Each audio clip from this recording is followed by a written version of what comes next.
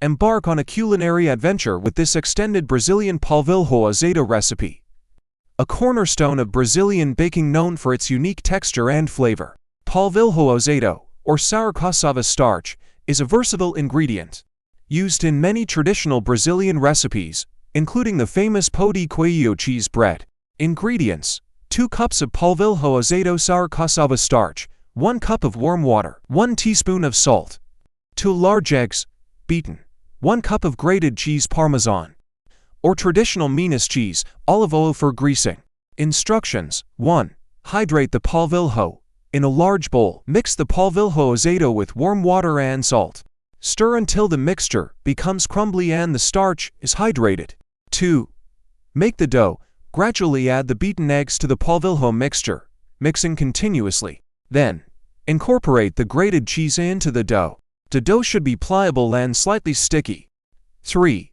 Shape the snacks. Grease your hands with a bit of olive oil. Shape the dough into small balls, sticks, or the traditional pão de queijo shape.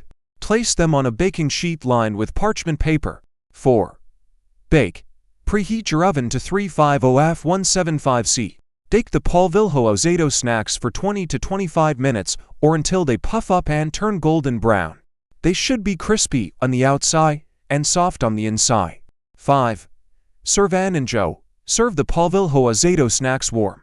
They are perfect as a light breakfast, a snack with coffee, or as an accompaniment to a meal. Serving suggestions: these snacks pair wonderfully with a cup of Brazilian coffee, or as a side to a hearty stew. They can also be enjoyed on their own, showcasing the unique tangy flavor of polvilho azedo. Relish the extended Brazilian polvilho azedo recipe, a delightful introduction to the world of Brazilian baking. Each bite offers a light, airy texture and a slightly tangy taste, making it a favorite in Brazilian cuisine and beyond.